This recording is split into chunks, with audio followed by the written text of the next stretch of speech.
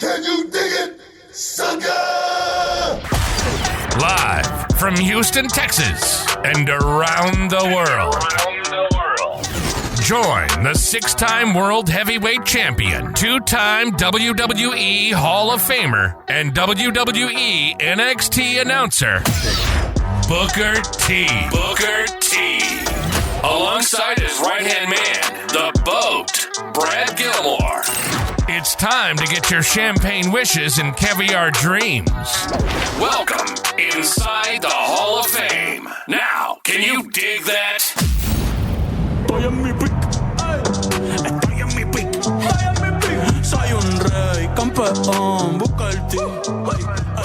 Welcome inside the Hall of Fame. I'm Booker T, 6-time world champ, 2-time Hall of Famer. Got my man Brad Gilmore here with me as always. Get ready to do that thing. Guys, I want to thank everybody for stepping inside the Hall of Fame today, getting your champagne wishes, caviar dreams, coming to you live from ESPN 975-925. I don't know if you guys noticed, I'm rolling up sleeves. Rolling up sleeves, getting ready to let the guns out because we getting ready to do this. They're coming off a hell of a weekend, man. My weekend started last Thursday, man. Out there in Las Vegas, Nevada, getting ready for that big fight between Jermell Charlo and Canelo Alvarez for middleweight fight supremacy. And man, what a fight, what a night. But Brad, how you doing, man? How you doing? First of all, how you feel? I'm feeling good, Book. Piggybacking off what you just said, my weekend as well started on Thursday. Yours was a bit longer, though, than mine was. However, we enjoyed the Vegas atmosphere when we were there. We enjoyed our people watching, and we enjoyed our dinners very much. Yeah, I was actually definitely. I was very pro dinner on this trip. I'm not gonna lie to you. Booker can attest to this. As soon as Booker said something about food, I was like, let's go, let's do it. What are you talking about? What are you talking about? Food. We got nothing else to do. Let's go. I know we're in Vegas and it's legal. But what is wrong with you? You know what I'm saying? That's what I was thinking for a second. I'm like, no, we had to lost this. We were out doing something. I don't know if we were. Where were we? But wherever we were, Booker was like, "You want to go to the spot?" And I said, well, "Might as well. We're out." That's what I said. It's just we might as well. We're out. We're out and about. Let's do it. I was so ready, man. Every time. I'm like, man, hold up now, but big shout out to B1. Big shout out to B1. They take care of us, man. They always take care of us out there in Vegas. I don't care how crowded it is. When Brad and I walk in the place, boom, they got the spot ready, man. So we appreciate you guys out there in Las Vegas. Can't wait to get back out there. I should be getting back out there sometime real soon because I know it's got to be another big fight coming up. But before we even get there, man, let's touch on this fight. Jermell Charlo versus Canelo Alvarez didn't go our way. The thing is, when you told me about the odds, I said, man, I need to put a little bit of money on this fight because I'm always thinking anything can happen in a fight. That's just me. I definitely did not think the fight was going to be as one-sided as it turned out to be in this fight because I really thought Jermell Charlo was big enough, long enough, rangy enough to step up to this challenge with Canelo Alvarez. But Canelo Alvarez showed just how good of a pugilist he really is. The guy is really that good of a fighter. I know I talk about the fight with Bivol, and if anybody heard what I said about the Charlo-Bivol fight, I said Bivol was just too big of a fighter. He was too big, too strong, too fast, too young. That's the only thing. That's the only thing. The advantages that he had over Canelo, which is a hell of a lot of advantages. There's a couple there. I'm serious when you go back and look at it. But as far as being a guy that's fought in his division and done it very, very well, Canelo Alvarez, he's actually gone up to light heavyweight, if I'm not mistaken. But this fight was definitely a one-sided affair, and we got an undisputed champion, and his name is Saul Canelo Alvarez. Yeah. But man, big ups. Well, yeah, shout out to Canelo Alvarez. And also shout out to our man Jermell Charlo for holding it down for the city on a big night. Obviously the thing about this, he was going in against somebody who not only were the odds against him, but, Canelo's been doing it at a high level for a long time. And, he's not going to let the moment ever get to him. And I'm not saying Jermell did, but he's one of the best in his weight class in the last 25 years or more. So, I mean, if you're going to lose, I hate for anyone to lose, especially from the H. But it's not like you went out and got beat up by a tomato can or anything like that. Canelo Alvarez is one of the best today. He didn't just have to fight Canelo, man. The contingency. Talk about it, man.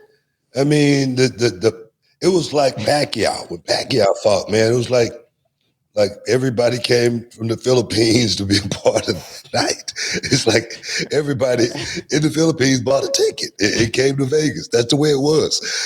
And that's the way it is when the Mexican fighters fight, man. When their heroes fight, they come out and they support like in grand fashion. It's like Cinco de Mayo every time, one of the top Mexican fighters go out there and fight. Going back to the, Julio Cesar Chavez days for me, guy always been able to, draw a crowd, guys like Oscar De La Hoya, always been able to, draw a crowd. So, even, the Tito Trinidad, even though he's not Mexican, but those fighters that have that dog, that fight mentality, their people seem to come out and support. And I wonder if Jermell Charlo felt a little something because his people was lacking in the building. Well, that's what I don't know if they went to buy their tickets late and they were all gone. Hell, they just said we'll just watch it at home. That's what that's what the guy who can't afford the ticket says. I can get a better view at home on the TV. I can see the action better. I wanted to say this though. And I hope you don't mind me repeating something you said when we were driving by the weigh-ins. I don't know if you remember this. We were driving by the weigh-ins, and there was a long line of people. Long line. Can I repeat what you said? Oh, yeah, I remember. Go ahead. We're seeing all these people line up. I mean, the line is long, and they're coming from all angles, every side, and they're lining up in this line, and Booker's looking at everybody, and he goes, "You see that?" I go, "What?" You go, "Not one brother."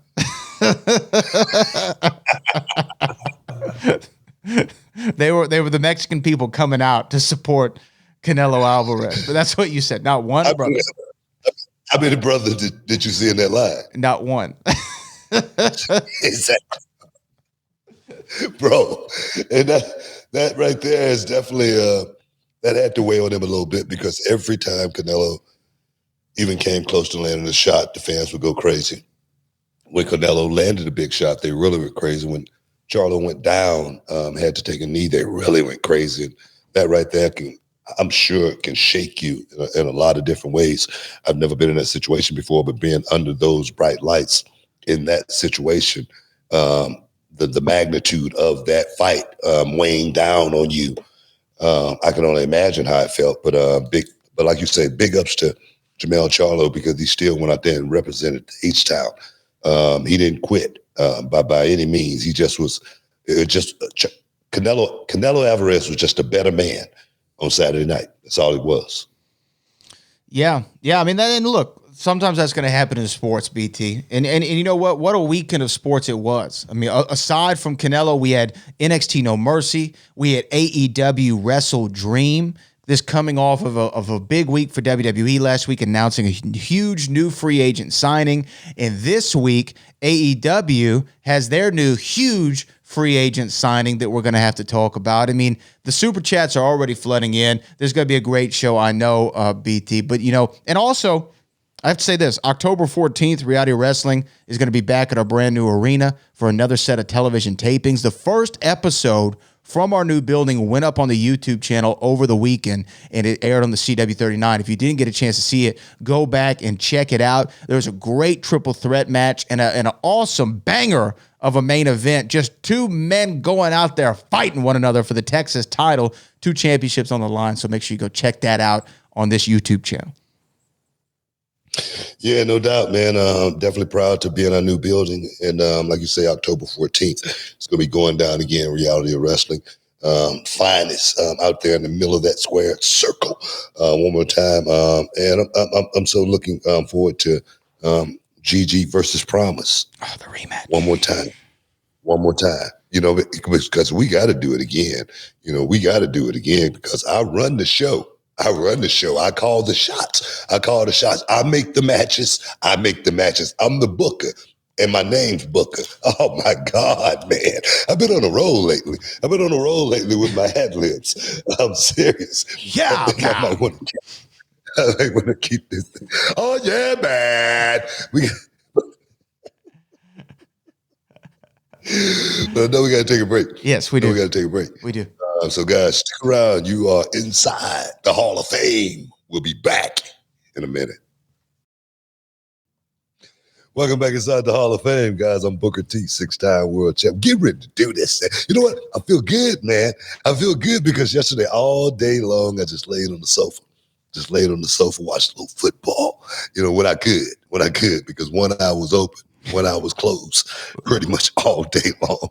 It was just like that. But them Texans, man.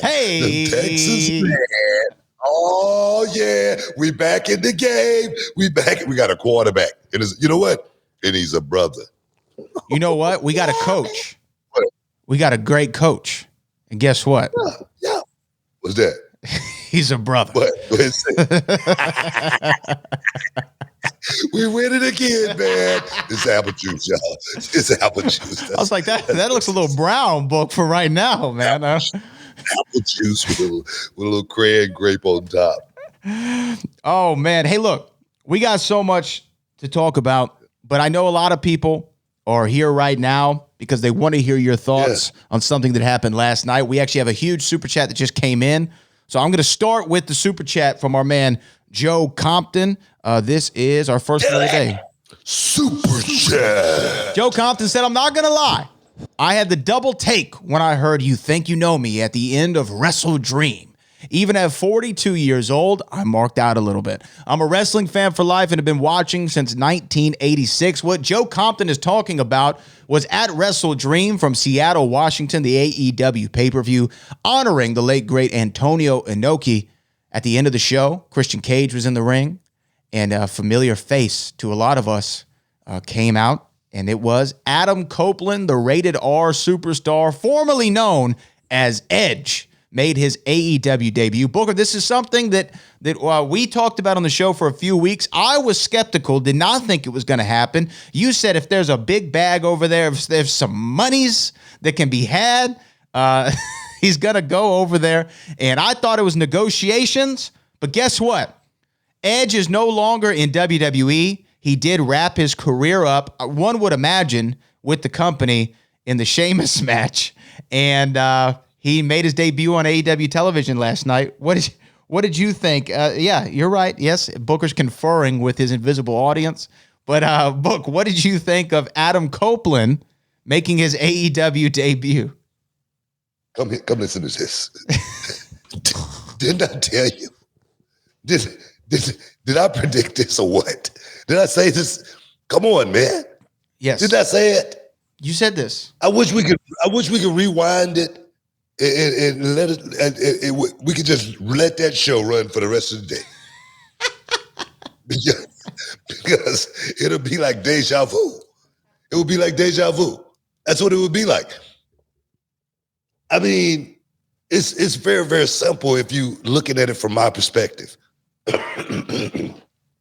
Not finna come on here and talk about anything outside of the parameters of, how this came about or anything like that. But my thing is this. I know this business. I know the players in this business. I know the guys. I know all the, you got, in this business, you got to have a program to know all the players. Right. I got the program. I got it. I got the program. I know all the players. You know what I mean? It's a lot of action out there, man. It's a lot of action. And when there's some action going on, it action means, I'm not going to even say it. But action means, in a certain sense, hey, I might keep this thing rolling a little while longer and make it a lot easier on myself at the same time. Like I said, I don't want to get too deep in the weeds because people always look at me and say, he doesn't know what he's talking about. But I said this could easily happen. Yes. Very, very easily. Very, very easily. Because I understand Edge got a wife. He's got a family. He's got a mortgage. You know, he liked living good. Okay? He liked living well. This is like icing on the cake. This is just padding his stats. This takes nothing away from his legacy. It's money to be made. One thing about this life and business, you still see Floyd Mayweather going out there fighting. You think he do it for the money? He do it for the money. If you understand what I'm saying. Now, I'm serious. Because it's a high on the action. You get a high on the action. You know? You're all players, baby. You know? I've been watching too much Miami Vice lately. But I was gonna say, where is this coming from? You know what? I agree with everything that you're saying. Look here, Brad, hold on a second. I know you do. I don't think that's apple juice in that cup. I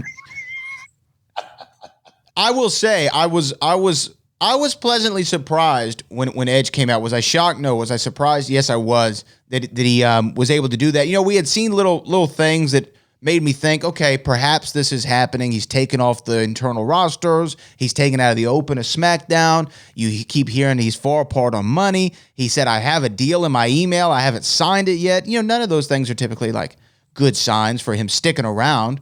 But it doesn't seem like there's any animus toward WWE. He sees this as the twilight years of his career. Maybe he can help build some young guys at the same time. What I like about this for AEW, I love this signing for them, by the way. You know, is Edge's best years perhaps behind him? Just given his age, perhaps, right? Does he still have some bangers of matches that he can throw out there? Yeah, absolutely. Can he help make some young guys? Sure. Does this also help kind of wash the taste out of your mouth with the whole CM Punk thing? It kind of does. So it accomplishes a lot of tasks all at the same time. And he also looked like he was having a blast. Now, I know it's night one. And, you know, how's he going to look on night 100? There's a few things that were interesting, though. He has his music. He has the Rated R Superstar moniker. He's got the You Think You Know Me at the beginning of the music. He's going by his real name, Adam Copeland. He's not Edge, which was funny when MJF at the press conference called him Edge, and Tony Khan's like, whoa, whoa, whoa. And MJF just rolls his eyes. He goes, Adam. But he's not Edge anymore. He's Adam Copeland. And this is what he had to say, Book. Can I play this little clip? This is what he said about his feeling after his debut in AEW. This is Adam Copeland, sure, the Rated R Superstar, at the Wrestle Dream press conference. Before tonight. After 31 years in the industry, that's never happened. And then I see a guy like Nick Wayne, or I see Swerve. There's just so many possibilities here. And for me at this stage of my career, that is so enticing. That is so exciting. That is so, I said it out there after the fact when I came back out there tonight, I felt free. That's just the word I felt free, and it felt fun, and I felt almost like the same feeling I would have when I'd come out for my indie shows. Thing before tonight. Okay, there you go. And that was what Edge said he felt making his debut. You see that he wants to wrestle a lot of the indie talent. I mean, the young talent that came up from the indies. He also mentioned stuff like Claudio, John Moxley, Samoa Joe. That obviously he's going to have to work Christian at some point. Like, it just makes too much sense to not do that match. I do think this is a great signing for them. And really, what more could he have done in WWE? Like, what more could he do? He's been there 25 years. What else is he going to do? Bro, look here. I'm not saying anything negative. I agree with you 100%. I agree with you 100%. That's why I say I wasn't shocked. I wasn't surprised one bit. To be able to just take a break and still do it and get paid to do it, it's kind of cool too, because I gotta add a little bit of that in TNA, even though TNA, I mean, wasn't giving out the big checks like Tony Khan's giving out to come hang out and party and, you know, have some fun for a little while. But no, I know exactly what he's talking about as far as working with the young guys as well. For me, it's the same thing with Samoa Joe, AJ, Rude, Creed, you know, certain guys, you know, had a chance to, you know, perform with Samoa Joe, you know, so I get that too. I wanted that. When I left WWE, I felt like a weight was lifted off my shoulder too, because you're on the road, you know, you grinding all the time, you know. So for me, when I was working in TNA, it was like going like every other Tuesday or Wednesday or something like that. I can't remember what it was, and work for a couple of days and come home and I'm off for a couple of weeks and go back, you know. So I was like, man, this is like cakewalk. I can do this for another 5 years. That's what I was thinking. So Edge is in that same position where he feels like, man, this is comfortable. I get a chance to work with some young guys. I get a chance to produce some young talent, as well as be very, very instrumental in the next phase of these young guys' careers. Hopefully the ones that I can help, the ones that want help, you know. So yeah, I get it. I understand it. So 100%. You know, and I'm surprised and also not surprised the fact that he's going to be on television, they said weekly. Now, I don't expect him to wrestle every week, but he said he's full-time. He's going to be on AEW every week. And, you know, what better shot of adrenaline in the arm for that Collision show than to have Adam Copeland, a familiar face of somebody's thumbing through channels that you've never seen on another wrestling show. You've never seen him anywhere else but WWE. Remember what I said, you know, about CM Punk thing, and I've said it about myself as well. The promoter that told me a long time ago, you might remember it very, very, very, very well. One monkey don't stop no show. And that's what this is all about. You know, out with one, we'll bring another one in. It's not one guy that's ever held this business up from keep on, you know, from the train, you know, still rolling. They take that loose link out, boom, they get rid of it, they replace it. Let's roll, boys. Let's get to the next station. That's what this business has truly been about since day one.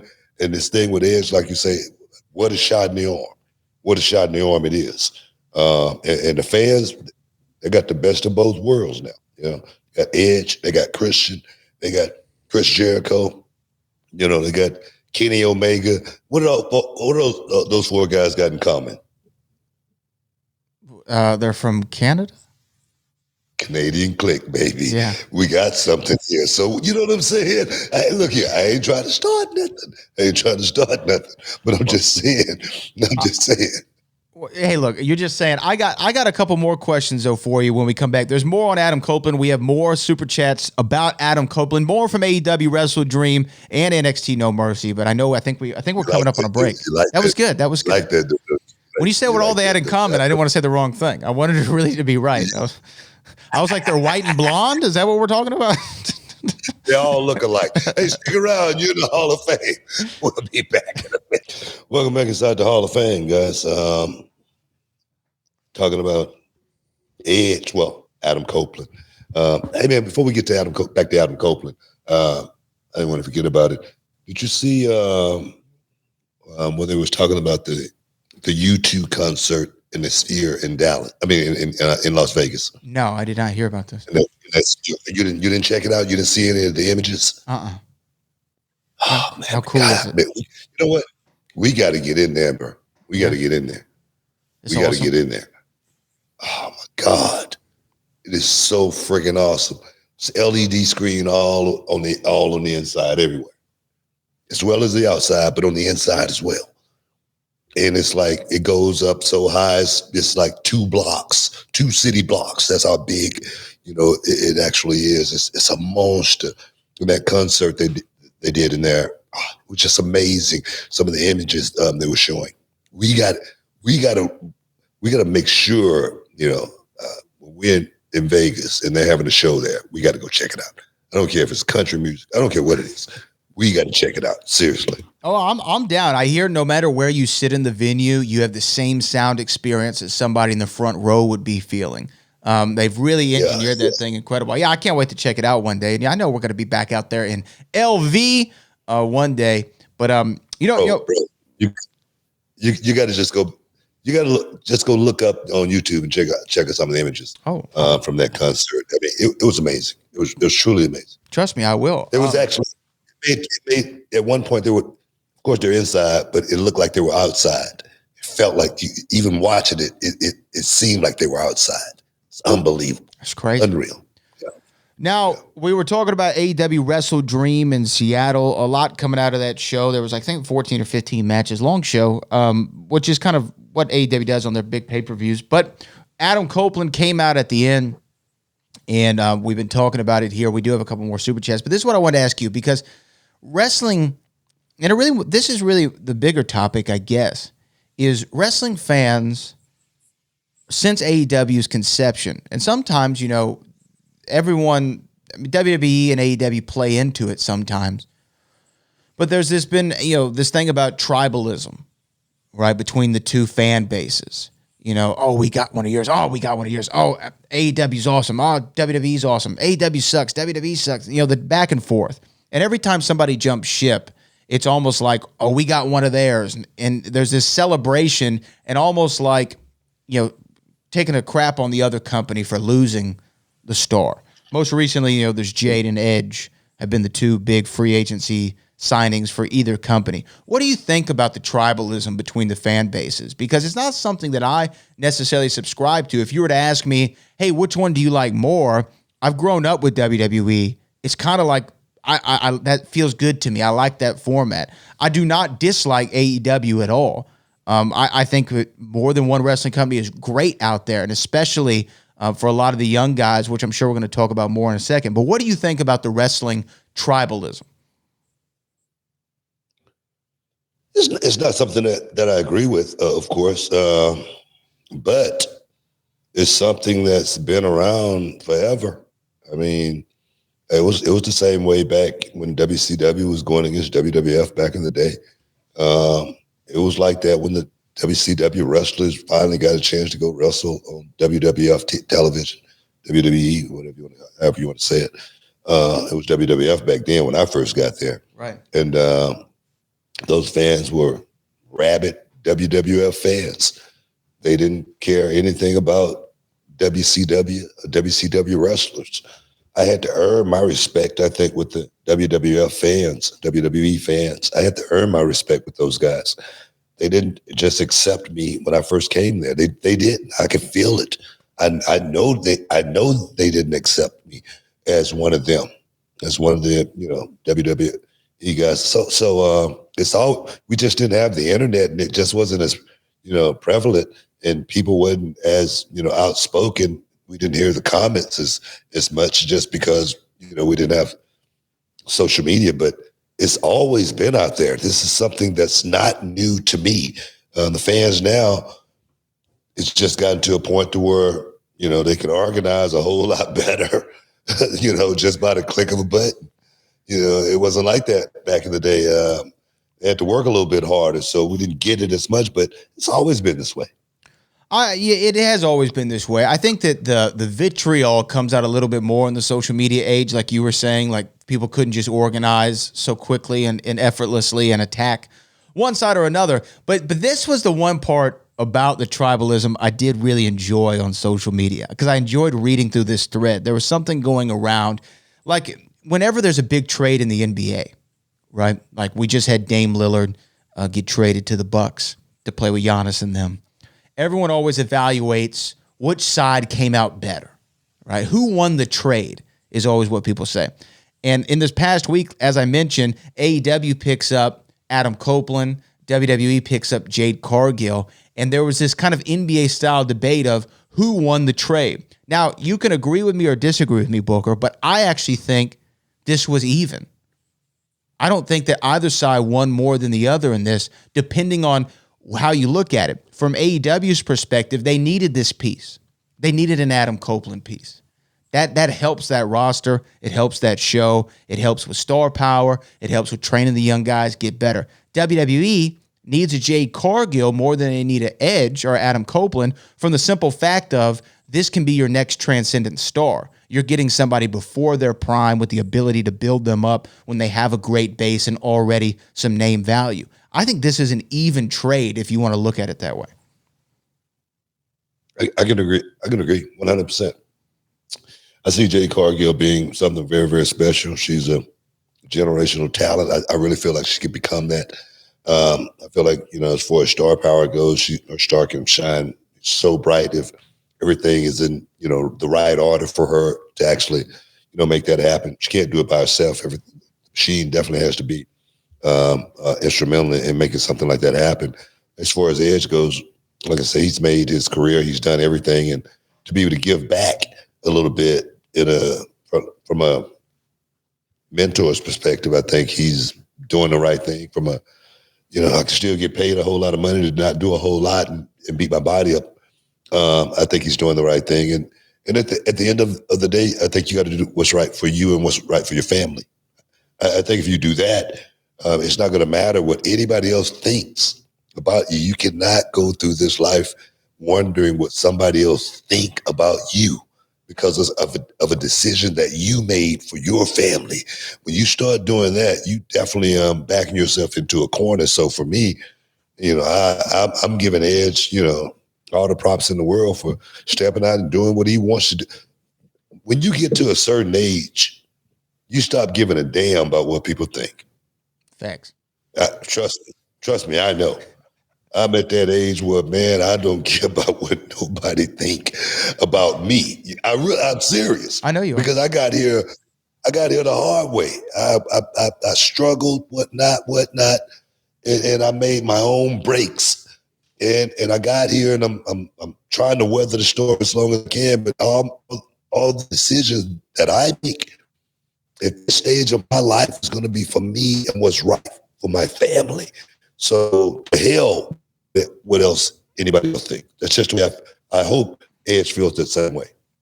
I'm sure that he does. And I'm sure it was the same with Jade, right? I'm sure Jade had some pressure to stay with AEW. Tony Khan even spoke about it on the press conference saying, she wanted a certain dollar figure and he offered her a little bit more than what she wanted. And she still decided to go with WWE because she was doing, again, what felt right in her heart and what she wanted to do.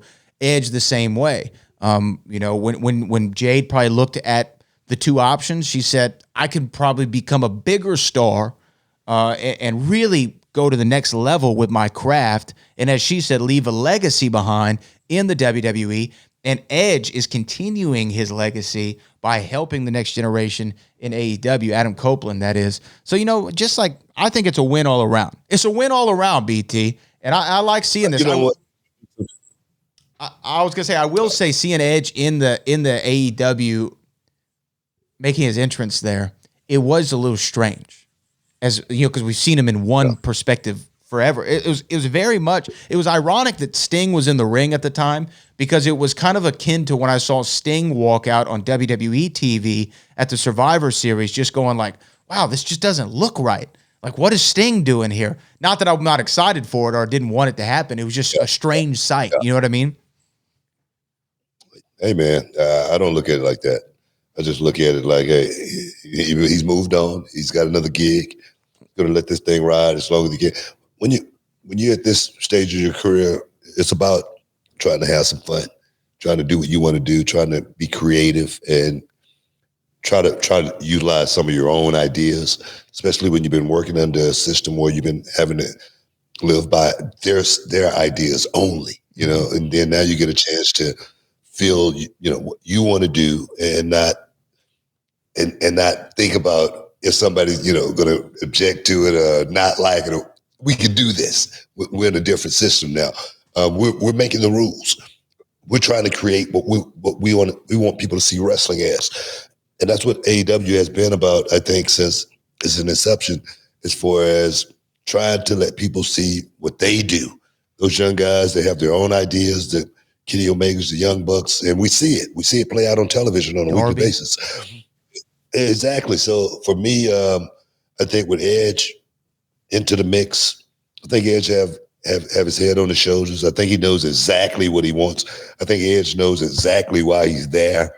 And if I know Edge, it's not about him more so than I'm going to get mine, but let me try to help everything else out along the way. That's the way I see Edge. I agree. And like you heard him in that clip we played in the last segment, he's excited to be there and work with this young talent. And again, when he's done everything that you could possibly and conceivably do on the WWE side of the spectrum, why not say, let me go work a whole roster that I've never wrestled before and try to help them get over. And to back to my previous point, you remember just about him feeling odd to see him in AEW. You remember when the Dream went and played for Toronto and Olajuwon, and it just looked weird to see him in a Raptor jersey. It didn't feel right. Right. It didn't feel right. Yeah. Right. It was strange. I don't know if it was the same feeling, but for me, that didn't feel right at all. That's what I'm saying, man. That's what I'm saying. I was a diehard. That was my dog. But we got to take a break. We do. Got to take a break. Quick break. Stick around, guys. You're in the Hall of Fame. We'll be back in a minute. Can you dig it, sucker? And this episode is sponsored by Blue Chew. Guys, let's talk about it. Let's talk about sex. Hey, you remember when you was always ready to go? I'm talking about strapping the rocket on it, man. Going straight to the moon. I'm talking about getting it done. If you want that extra confidence, I got something for you. Listen up. BlueChew.com. Blue Chew is a unique online service that delivers the same active ingredients as Viagra, Cialis, Levitra, but in a chewable tablet at the fraction of the cost. But the great thing, Book, is you can take it any time, day or night, so you can plan ahead or be ready whenever an opportunity arises. The process is simple. You sign up at BlueChew.com, consult with one of their licensed medical providers, and once you're approved, you'll receive your prescription within days. The best part, guys, it's all done online on the internet. So there's no doctor's visit, no awkward conversations, no waiting in line at a pharmacy or any of that. And the thing is, Book, Blue Chew's tablets, they're made right here in the USA and prepared and shipped direct to your door in a discreet package, so no one is the wiser.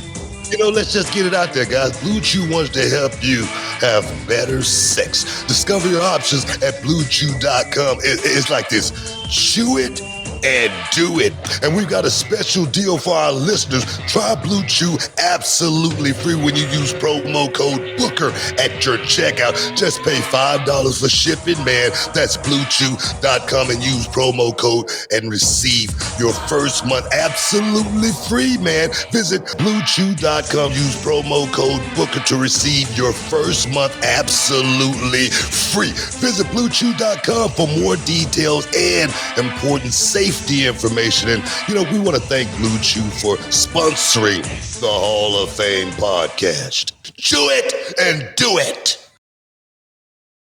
Can you dig it, sucker?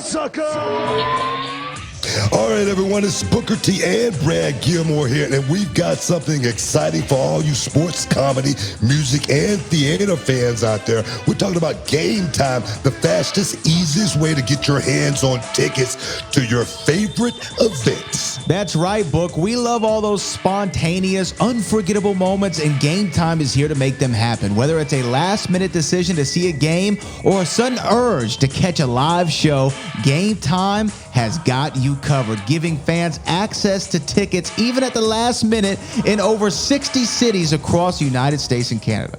And guys, this ain't about getting in. This is about getting the best seats in the house. With Game Time, you can see images of your seat before you buy it. So no surprises there, guys. You can score tickets swiftly. Skip the line, guys. Just dive straight into the moment. Absolutely. And listen to this. Game Time guarantees the best prices. Find tickets in the same section and row for less elsewhere. Game Time will give you a credit of 110% of the difference. So there's no reason to wait, Book. So whether it's the thrill of the game, the laughter of the comedy, the rhythm of the music, or the drama of the theater, guys, don't let the opportunity skip by. Choose Game Time. Grab your tickets and just enjoy the moment. Live should be spontaneous, Book. So guys, don't miss out. Check out Game Time now on their app or at gametime.co. That's gametime.co. Take the guesswork out of buying tickets with Game Time. Just download the Game Time app, create an account, and use the code Booker for $20 off your first purchase. Terms apply. Lowest price. Gee, guaranteed. Oh, yes. Welcome inside the Hall of Fame. I'm Booker T, 6-time world champ, 2-time Hall of Famer. Got my man Brad Gilmore here with me, as always. And we got a very, very, very special guest here today with us, Trish Stratus. She's getting ready to go on the Bad Girls Tour, and it's going to kick off this weekend in San Antonio, Texas, at the Big Texas Comic-Con, going down Saturday and Sunday. I don't see the time here, but we'll make sure Trish let you know exactly what time she's going to be there. But at 2 o'clock, she's going to be taking questions. Big Q&A. I know you guys got a lot of questions for Trish Stratus, but before we even get there, we got Trish Stratus right here inside the Hall of Fame. Getting down champagne wishes and caviar dreams, man. How you doing, Trish? I'm doing good. How are you, my fellow Hall of Famer? Best class ever. Just throw that out there. Hell of a class, man. Hell of a class. But talk to me. You getting ready to kick off this Bad Girl Tour. Talk to me about that. And what's going to be so bad about this tour? The bad is here. So I put the bad in girl after that run I just did. I'm just, you know what, like, I love these autographs, as you know, right? We do these autograph sessions, and they're just like, when WWE, when they set them up, you really get maybe 5 minutes with them, right? And you just, hello, good to see you, and you kind of sign.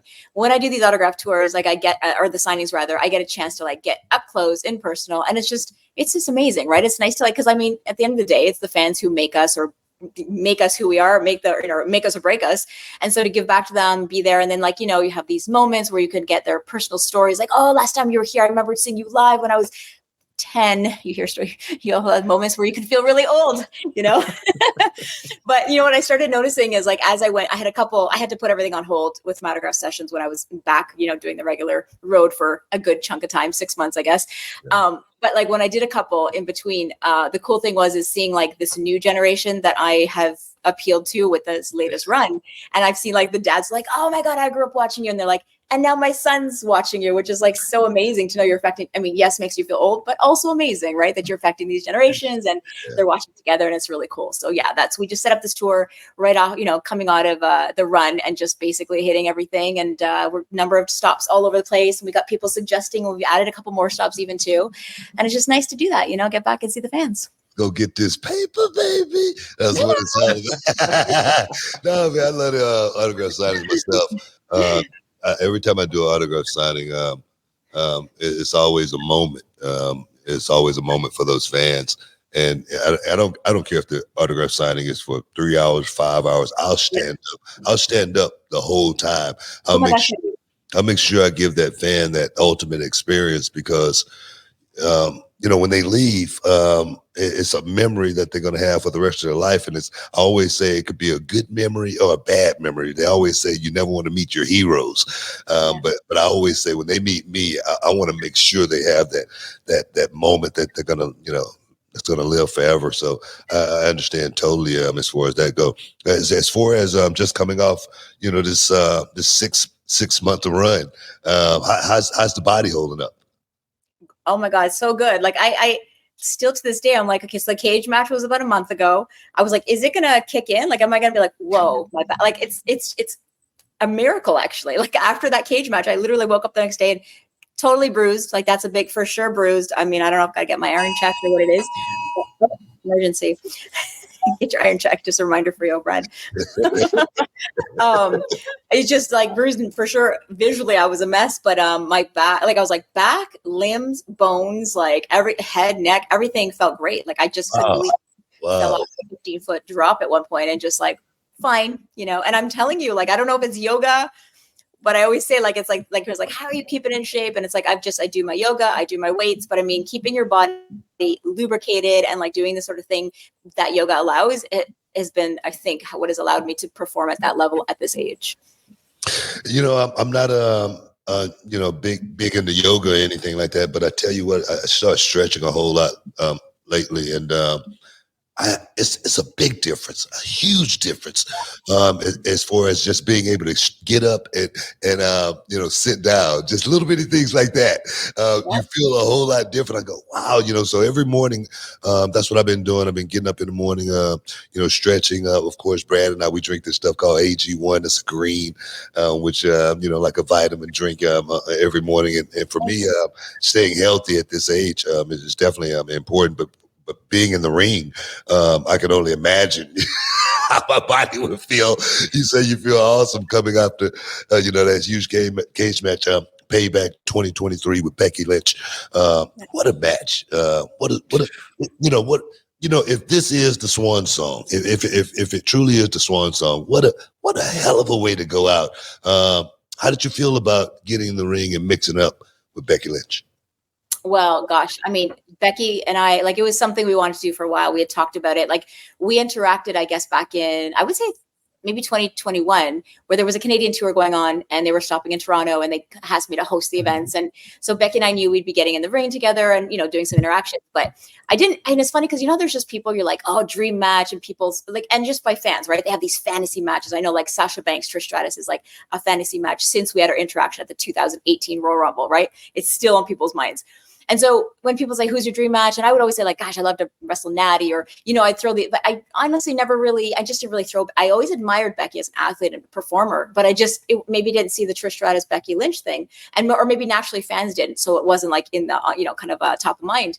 But then we interacted at these live events and it was just so good. And the fans were so into it. And then we started a little Twitter war to the point where people are like, oh, this Twitter war is better than the current storylines on TV right now. It grabbed people's attentions. They started talking about fantasy booking and we're like, okay, you know what, maybe this has to happen. And then Becky and I talked about possibly working. And the one thing I always said is look, I've been back a number of times. I said, I'd really love to explore going back as a bad guy. I want to just something new. And as you know, it's you go back, you get your face pop for sure. And that's a natural built-in reaction. But for me as a performer, it was just a way to challenge myself as a performer, just do something different. And then just as I like callbacks, man, I like going back to the stuff I did in the past and kind of if I could do that again and just do it, approaching what I did in the past, but with a different mindset, a different skill set, a different maturity, a different, maturity as a performer even, so I kind of said that, but it just wasn't right. Becky was a heel at the time. And anyway, eventually everything kind of fell into place. And then we talked about coming back for WrestleMania. And it was just supposed to be let's do a WrestleMania match. There's the novelty Trish Stratus, Becky Lynch. Then it just got juicier and juicier. They talked about bringing in Amy. So when the turn happened, it was juicier versus it being just I didn't have necessarily a relationship with Becky, you know what I mean? So it made it, and then it had a little run with us and then just made it bigger, and honestly, it was supposed to be one match here, one match here. That was fun. Let's go. But it just kind of extending in a good way. It was something people were interested in for a long time. Yes, there was that phase where people were like, oh, is this thing over? You know how people get something, they get enough of this already, But to me, knowing that it would finally culminate in that cage match, that was almost the perfect way for it to culminate, and I really think what we had done at that point, storyline wise, it had to be that big and it had to be that sort of vicious and extreme for us to get to each other in that final chapter like that. Very happy with it. I tell you, we had a cage match at Reality of Wrestling, two of my guys, and they went out, they totally just crapped the bed, right? And no. No. And I told them, if you guys can't go out and do it like Trish and Becky, I don't want you guys around my company ever again. Oh man, I can't. Sorry, I set that bar so high. What can I say? You're the blame for that. Sorry, guys. But what, go ahead, Brad. Well, I was going to ask about the cage match. When y'all found out you were going on first, were you like, oh, yes, we're going to be the first thing of the night? Or were you like, I wish we had that main event spot because we know we're going to go out there and kill it? Honestly, first, it's something different. There's a different energy. Yes. People wanted it. You know that book, right? When you go out, it's they're so excited. They're so hyped. And they were just ready for this match, right? So to give that, I don't want them to sit through 3 or 2 hours of other stuff and then get to us. Like I wanted it to be like, let's set the bar, let's go out them. And it just felt right. Like it felt like that was the main event, could have been in the beginning. Who's to say the main event's not the, the first match. Right. So I just think it was perfect placement. I think at that point in our storyline and just where we're at with everything, it was great to set the tone for the rest of the show, prove what we have to do. And then like, I didn't have to worry about time restraints and things like that. I just wanted to go out. We had our full on match. I mean, there's moments, right, where you're like, I'm going to be like leaving the cage at some point. I'm not going to be doing the slow crawl. Like we are going to go, you know what I'm saying? Like we were just going to go full on all out. And that's what we did. And I think the first match allowed us to do that. Man, Becky is, man, she's been doing some hell of a work, over these last few months. I mean, and, she's so good. I got a chance to watch her up close and personal, down in NXT working with Tiffany Stratton and to watch her, she's a real general. She's a real worker. As far as, you being in the ring with her, how good, would you, rank her, as far as, being one of the best? I mean, she's not better than me because I'm obviously the flies in there sometimes. No, honestly, why I wanted to go back and with her. Look, I want to go back with someone that like it's a challenge for me to go back with like, can I perform at her level? It makes me better. It makes me have to go in there and not shit the bed, as we say, right? Like I had to go in. I know Becky Lynch is the top in the industry. I've watched her. And especially once we started that, like when we did that Twitter war and people were like, oh, I want to see this match. I watched her closer. I got to watch the way she worked. I like, and I was like, this is going to work. Like I knew her and I in there would have that energy and that chemistry. And then working with her up close and personal, like we connected long ago. And funny enough, we actually didn't speak. I mean, I barely spoke to her when I came back to 2018, these girls were all new for me, right? I just had heard of them and just meeting them for the first time. A lot of them, 2018, 2019, when we came back for Evolution and the Royal Rumble. And so we actually connected once she got pregnant. I just sent her like hey mama, good luck and whatever. Let me know if you have any questions, and we just like, wow. That's when our relationship started. And it was like, someone even said, ironically, you did not connect in wrestling as like the top of this gen and top of that gen, but yet we connected on the mama level, personal level. So we were friends on that level for so long. And then it was neat to then come in, and have that trust between us and like knowing that we both strive for excellence. Like we don't settle for mediocrity. We go out, we want to be the best. We will do everything we can to make sure it's the best. And together, like we were real collaborative on everything we did, storylines and discussing and our promos and making sure that they were tight. And it just was great. Like we worked so nicely together. And, I started, I think it was just towards the end, I ended up doing like some live events. It was Canadian events. They're always like, let's get the Trish on there. Right. Mm-hmm. So, I did the live events and we were like, damn, this was so fun. Like if we had done more of that, like we thought in retrospect, we should have been doing the live events just cause it's fun. Right. Like it's fun to get in here and like, just find that chemistry and find that little, like, just because I mean, it's a trek, right? It's you're on the road and it's a lot and the weekly thing is a lot, but to get and have that little elements of fun, as the live events are just a little extra something where you can just have fun, experiment, just let loose a little bit, and not take things as serious or be like strict on timelines and things or time restrictions and stuff like that. So we connected really well. And then just getting in there, like as you said, watching her, she's a real ring general. We both just had like the same goal every time we went out. We just wanted to be like most memorable, most talked about, deliver our best. And it worked, we just, and we meshed really well out there. And yeah, loved every minute working with her, love her, admire everything about her and what she's done for the industry. How did during the run it was just a fun run to watch the ebbs and flows of where y'all were going with your characters. Where did it come into play to bring in Zoe Stark? How did that idea come about? Was that something that you and Becky thought about? Was that something the company came to and said, hey, we'd love to have her along for this story? Hunter and I talked about it at one point. And just like, not necessarily Zoe, but it was like, I don't know, do we need a little, like something to maybe get you some muscle? Like maybe one of those, like we were talking about being a bit of a chicken shit heel and like, what can I do? So, I mean, back in the day I had Tyson Tomko, and I hid behind him and, back in the day, it was funny because we think about it, like in the 2000s, right? There wasn't any females getting a guy as their, their heater, so to speak. Right. So I was lucky to have him back in the day. And I thought, yeah, that worked, for me to have that and sort of like chicken shit behind her or whoever we chose. It could be guy, girl, whatever it was. And then they brought up Zoe, and I think she was just ready, from what they were, and Booker, you would know, but she was ready in NXT to go to the next level, right? She had proven herself over there, and they brought her in, loved the idea. We were super excited about, the surprise element, because it was kind of like just another part of the story to be like, surprise, another kind of turn that you didn't expect.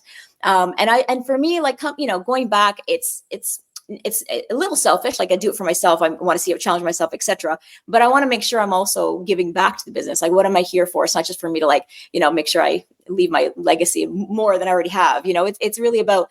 And so when I started to, and so working with Becky is one thing, but it's not like I'm not giving her the rub. You know what I mean? Like, she's Becky Lynch, right? We're definitely complimenting each other. But when I got to work with Zoe, and then having that ability to like do the stuff, Booker, that we did on Tough Enough, right? How do I do this? Even when I left, I'm still, we don't like each other right now, but we're still in touch, and there's, I want to help her. I want to help her. Like, is this t-shirt okay? Now let's go with this or this. No, don't put the jacket. When you come out, took the jacket off here. These little tiny details, which I feel like, that's one thing about my career. But always like, for me, it's always the details, right? Like, you're not quite sure what stands out about that segment. It's always those little details that you don't think about, but they're in there, and that's why it stands out. And so I like to be able to parlay that to Zoe, and so for me, that was like really good, a real, like, not passing the torch, but it was a coming around moment where I could actually give back to the business and see this amazing star and help mold her and help get her ready for the big time. And I think, we had a great relationship, and it was great for the storyline as well. It's called a rub. That's what it's called. It's called a rub. Hey, let me get this plug here real quick. Trish Stratus is going to be in San Antonio, Texas, at the big Texas Comic Con this weekend, guys. Saturday and Sunday, as well as going to be doing a big Q&A at 2 p.m. It's going to be going down at the where is it going down at? At the Henry B. Gonzalez. There it is, Henry B. Gonzalez Convention Center. Yeah, you guys make sure you got to go out there and check it out. Speaking of, you worked, your generation, of course, and now you working with Becky Lynch, and that's totally another generation. 10 years prior, from that, we're looking at the Trish Stratus era. I'm sorry, Tiffany Stratus era. What do you think about? When I see you guys, I see like almost like a mirror image in a certain way, because you was that. When I watch you coming up, Trish, you was always the girl next door, but you was the supermodel, and you was the girl that could beat all the other girls up at the same time. And when I see Tiffany, I see a lot of those same qualities, and I was wondering what you thought about Tiffany Stratton. Well, I see the same sort of things that you're talking about. I mean, it's definitely like, and she said this, right? Like, I know I had to prove myself because people expect a certain something out of someone who looks the way, and that's just what it is, and I wouldn't really say Tiffany and I are really the girl next door type, more like a little bombshell-y, but whatever. No, but you could be the girl next door. Yeah, I mean, sure. That's what I mean. Yeah, for sure. But we have this and so there's a lot of prejudgment, and there's a lot of preconceived notions about what that person or personality can deliver. And so for me, I thrived on knocking down those preconceived notions. That was that's what drove me, was be like, you think I can do this, but I'm going to do this. I'm going to prove myself. But I knew I had to prove myself. Even to the boys, when I first came in, I had to prove myself to the boys. And I know that Tiffany's had that similar journey, just because of the way she looks, you know what I mean? And so, and because of her lack of background, just like I had. I didn't come from a traditional background. I didn't have the traditional upbringing. So we were both sort of in that same predicament. But yet having those chances and taking those, and like she did with her Extreme Rules match, taking those opportunities and seizing them, and knowing like this will then solidify, shut those people up and solidify your, each step along the way in building your legacy. So love what she's doing. I don't know. I've tackled the 10-year generational gap. So maybe how old is she? Yeah. Trishy time. Any thoughts on a match like that ever coming to fruition? Oh man, I don't know. Let me check my schedule. I have this Bad Girl tour happening. I don't know. We'll see. I mean, I'm available at certain times. This is my thing. I was always going back. Like, it's always about, and every time I've been back, right? It's about, will I have fun? Will it be entertaining for the fans? Is it different for the fans? Will I do something that will help the business? Those are like the sort of the boxes I need to check. So, who knows? I mean, I always leave everything open. And of course, the last box is, will I be able to perform at my optimal level? Yeah. If I'm shittier than I was before, I'm not coming. How do you know that? How do you know that? You don't. You actually don't. You hope, so when I accepted the WrestleMania, that box is there, but I haven't checked it yet. I'm like, let's do WrestleMania and then we'll see. And by the way, seeing like Shane McMahon tear his quads, I'm like, oh, how these are things you think of. You're like, oh my God, I'm going back when and even the Rocky, what it was, the bicep when I think Edge tore his elbow or something, whatever it was, and I'm like, oh, these are all elderly. Look here, I tore my tricep. Just pointing. Oh God, Jesus. Well, that's the thing, right? So it was like, okay, let's not get hurt. But it was a true concern that you had to have. Like, I could do, because I have I have a trademark point that could be detrimental. Point. Yeah, that's right. My run, I'd be like, oh, too bad. I came out with such gusto. I'm like, oh, shoulder. But that was a box that I had to only check afterwards. And by the way, I went into WrestleMania that year, oh my God. 2 years ago. It was only in May, March. What is it? April, right? April. So going into WrestleMania, I didn't know. We'll have to, because I didn't have a match yet at that point. We had just a little bit of interaction, some run-ins, and you do your best of spots, and it's fine.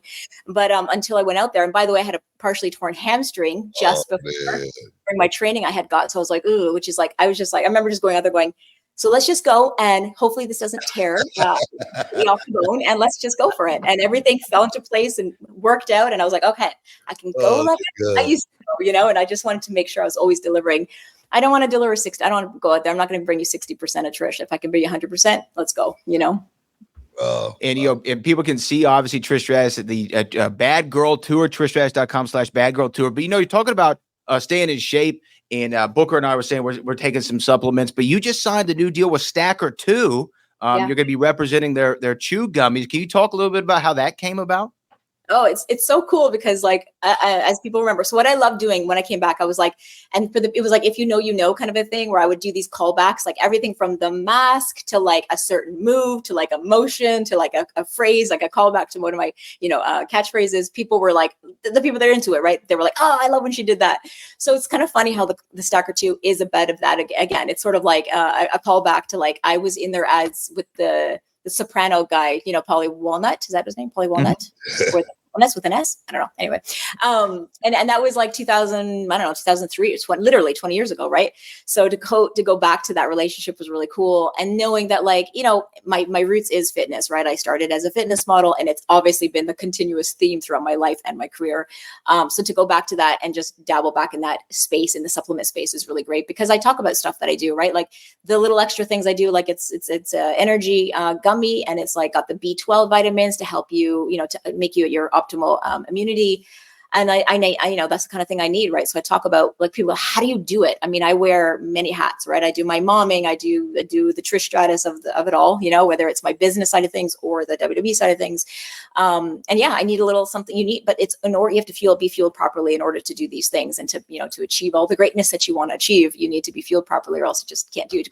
Don't got enough in the tank, So so it was nice to hear from them. They told me like when we knew we wanted to relaunch this, we just went back to like a great relationship we had in the past. That was what they said to me. And I was like, oh, I love that. So it's like with a trusted partner, they've been a trusted leader in the supplement field as well. So, and it's a little chew gummy that's easy to take. It's just convenient and on the go. And I highly recommend it. I'll send some over for you guys. Oh yeah. We love we're all about man. We're all about the chewables. Yeah. Yeah. Well, inside the Hall of I mean, I like that chewable. Yes. The gummy chewable. I have one other thing I'd love to run by Trish real quick though, because again, in this run, people were calling you the GOAT. You were calling yourself the GOAT. The GOAT. Well, no, but that's what I wanted to bring up though. I think that you solidified in my mind as the greatest, female athlete to ever do it in professional wrestling in its entirety. But I also think that you, along with a few other women who have reached kind of that level, should be talked about more in just the greatest of all time conversation, men and women. Do you feel that same way? And do you feel that perhaps Trish Stratus, when you look at it, is in that greatest of all time conversation, men or women? I mean, I'm not going to say I am, but I mean, there has been conversations. When I heard the cage match, like people talking about the cage match after, I really loved seeing not just this is a good girls cage match. Like I didn't see that. It was like, this could be the contender for one of the best cage matches I've seen, or one of the better storytelling I've seen in a cage and things like that. So I've always sort of strived for that, to not be separated by a woman or by our gender, you know? And even back in the day, like I was just a big advocate for, like, you know, when they were giving us the divas moniker, and I was like, it didn't match us. That diva had a different connotation, I think. But I just made a point of like, nope, we are WWE if they're WWE superstars, we're all doing the same job. We're all delivering the same thing. We're on the same schedule. And that's what we're doing. So I didn't like that they were separating us back then. And then everything I do now is like, and I don't want to be like the women's segment on the show or the women's match on the show. I want to be like that match on the show, period. So, I mean, if you want to put me in the non-gender specific GOAT category, cool. Now see that was a great answer. That was a great answer. I mean, for all you young aspiring superstars out there, know exactly how to answer the question, because when you great, you don't have to tell anybody. You don't have to say it. They know it. It just comes along with the territory. It's like chicks in championships. They go together. Trish, she knows all about that. I didn't write my name as GOAT when in the studio. Like when you write, I didn't write it as GOAT. Yes, I did. Hey man, I was going down this weekend in San Antonio, Texas. I know, right? Big Texas Comic-Con at the Henry B. Gonzalez Convention Center. Hey, what time are you going to be out there? What time you start? So usually the convention opens at 10. So everyone should understand you have to, and you can go to my website. You can get your tickets there. You get the information about my schedule and everything. And I'll be posting on social as well. But 10 o'clock, the show starts. There's always massive lineup. So get in the show. The celebrities are kind of there throughout the day, right? So I'll go there. I might pop off and do some press, but I'm pretty much there throughout the day. And there's things you go for photo ops at a certain time, but that schedule is all on my website. So I will be there for the whole day, Saturday as well as Sunday. And you mentioned the panel, which is on the Sunday at 2 p.m. is the panel. Yes. So you plan your day accordingly. If you got some burning questions, I only take good questions, of course. And that'll be on Sunday. So I'm excited. And it's great. And it was like, we've been talking about doing coming on your show again. And it just worked out with like me being in Texas and, kind of all working out. I'm glad we got to do this. We always appreciate you. It's going down Big Texas Comic-Con. Don't miss out. Don't get shut out. Trish Stratus is going to be there. And guess what? Everybody is going to be stratified at the end of the day. Now, can you dig that? Hey, Trish, appreciate you for stepping inside the Hall of Fame, girl. Thank you, guys. I appreciate it, too. We love you. We out. Hey, guys, stick around. We'll be back in a minute. Can you dig it, sucker?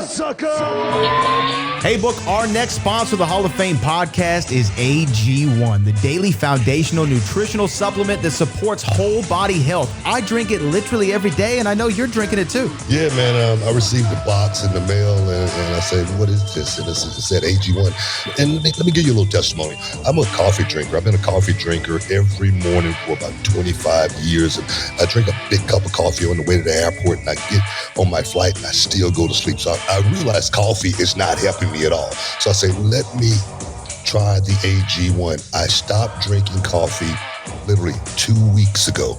And I drink the AG1 in the morning, first thing. And the first thing I want to do is get in the gym and train.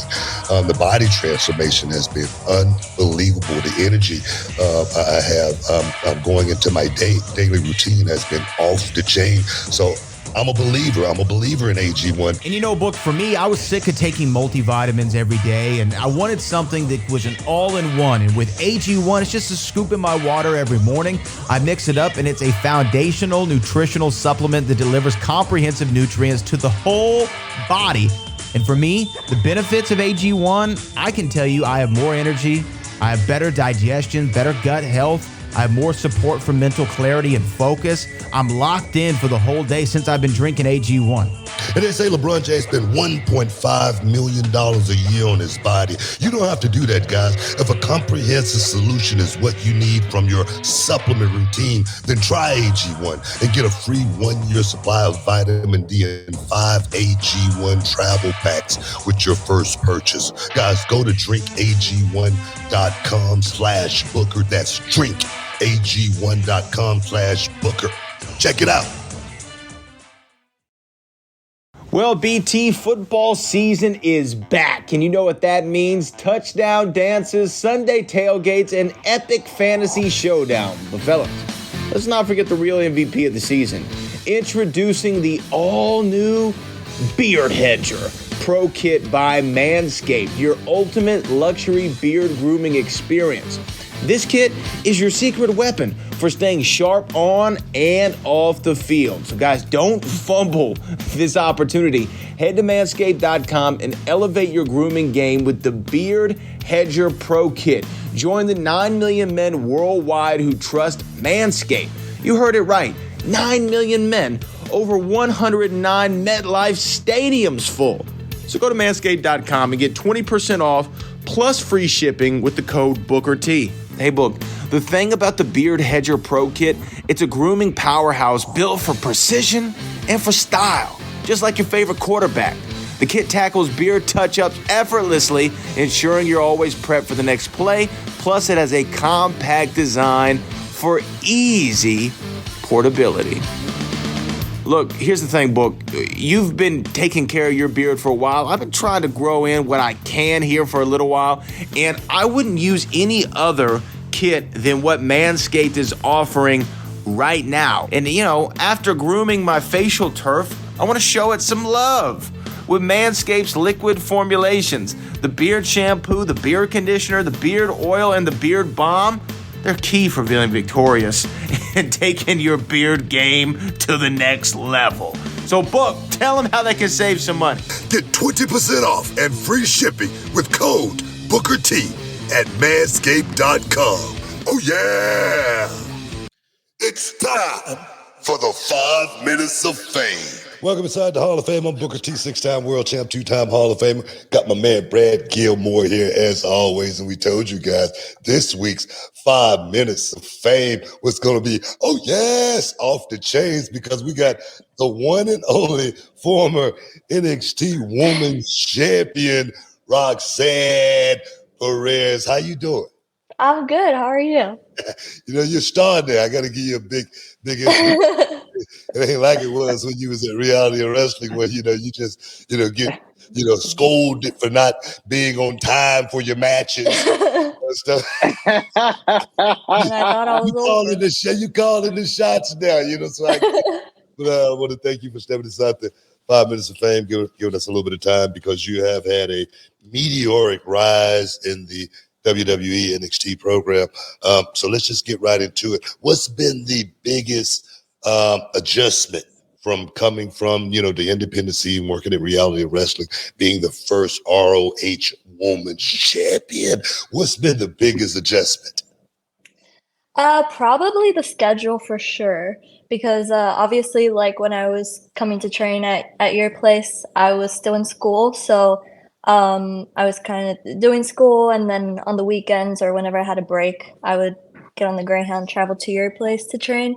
But now it's like every single day, it's nonstop, 24/7. When they said 365, like, it's for real. Like, you're always on the go, training, gym. Tuesdays we have the show, so it's just like a never-ending cycle, but I love it, and I'm having a lot of fun. You know, coming from Reality Wrestling, going into NXT, I guess my question for you, and all of us were privileged to see your early career, and it was just cool to see you now on TV. Every time I turn on the TV, I got Book and Roxanne. It's like a row reunion. But for you, going into that stage, being where you came from a Reality Wrestling, the way that we have things set up, did it feel like you had been there before? Like you had like a really great training ground to then step into that stage? Honestly, yes. And I've told people this before, like, coming from reality of wrestling, like, you know, it's not just another indie show. It's like you have like the cameras and the big setup and like you got to hit your times and all of that. So definitely coming into NXT, I feel like if I didn't have that experience before, I would have just freaked out because I was like thrown into the deep end. Like I remember Sean telling me like, we're going to throw you into the deep end. Let's see if you sink or swim. And like I think within a couple weeks that I was there, I had to do like a live promo. I had a match. I had a backstage, and like it was just like go go go go go that whole day. And honestly, like I said, like I feel like if I hadn't done reality of wrestling, Ring of Honor, like I would not have been so ready as I was. Yeah, I had the Global Wrestling Federation to get me ready for that next step in my career. And I remember, and that's my next question as far as, you know, when did you finally realize, you know, you was there? Because I remember when I was in Global, you know, I felt like I was just a wrestler that was on television. I was doing my thing, but then I got a chance to go to Japan, and I was in the middle of the ring, and these ladies came and they gave me a presento in the middle of the ring, and that means, you know, they was giving me a gift, and I was like, wait, they know who I am?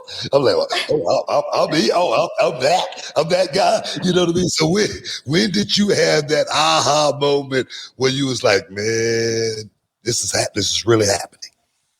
Oh, I feel like I've had so many. Like I had a couple of those moments. I remember being at my tryout, and like a lot of people there. Like I remember Samoa Joe was there, William Regal, and I remember Steve Corino. All of them were like, "Oh yeah, we know who you are," like Roxy.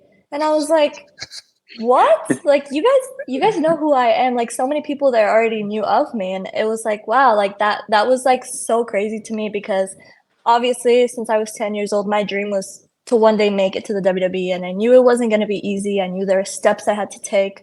And then to finally get there, and for them, like for my work to show so much that they already know who I am, and that was really, really crazy for me. I think the other moment was when I won the championship, the NXT Women's Championship, and you were there, Booker.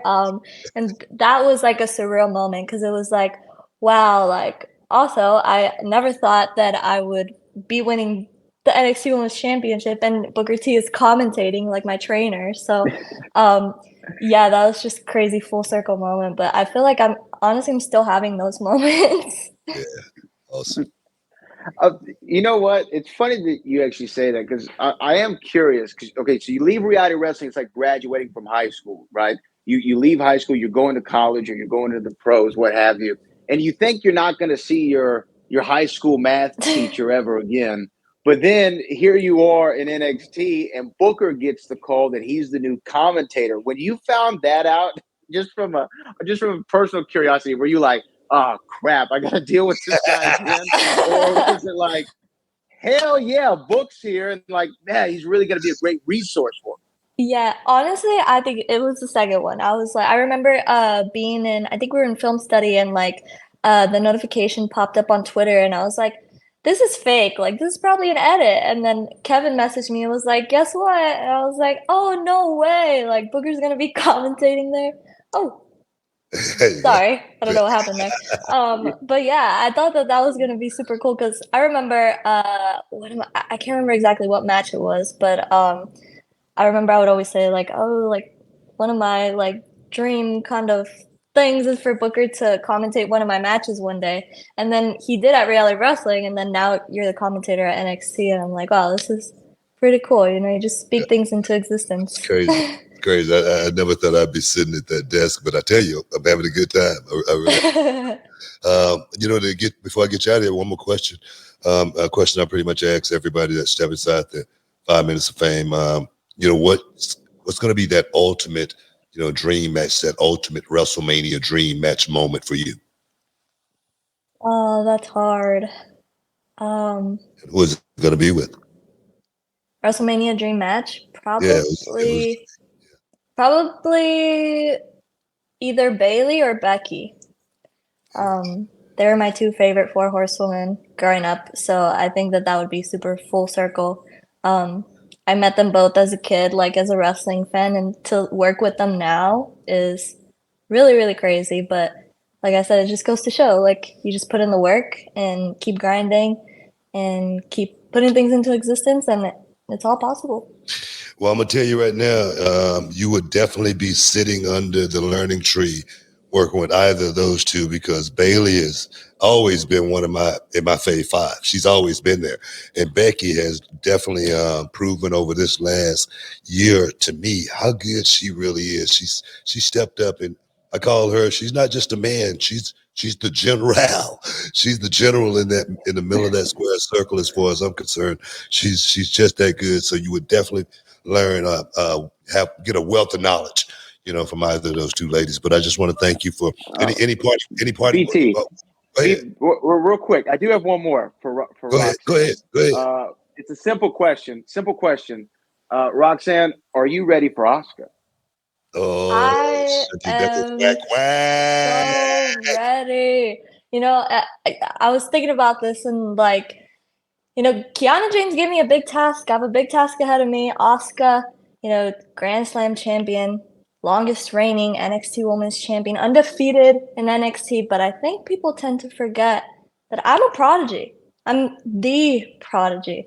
And I've been grinding since I was 13 years old. I've been perfecting my craft so that one day when I made it to the WWE, I was performing at a mastery level to the likes of Asuka.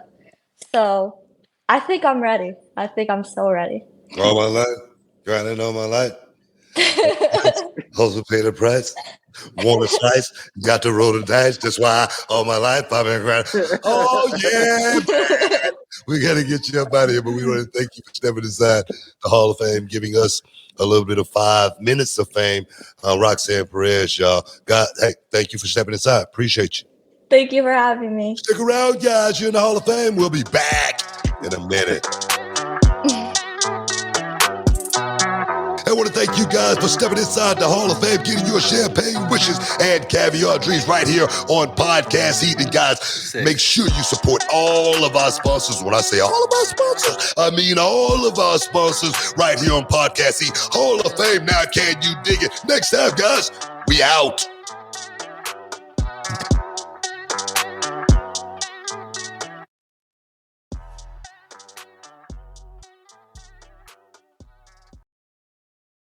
The Ed Milet Show showcases the greatest peak performers sharing their journey, knowledge, and thought leadership. This is one of the all-time best pieces of advice ever given on the show. Actor Rainn Wilson. The number one thing that psychologists point to with young people of why they are struggling so much in this mental health epidemic is they don't have resilience. So how do you build resilience if you don't understand suffering itself? The Ed Milet Show is available on YouTube or wherever you listen. Hi there. Sorry for the interruption, but are you enjoying this show on Google Podcasts? You should know that the Google Podcasts app is going away this spring. That's right, going away, gone as in no longer available. You can still enjoy this show elsewhere though. Try out Spotify or Amazon Music, or maybe TuneIn is more your style. Whatever app you switch to, be sure to follow so you never miss the next episode. And thanks for listening, wherever you listen.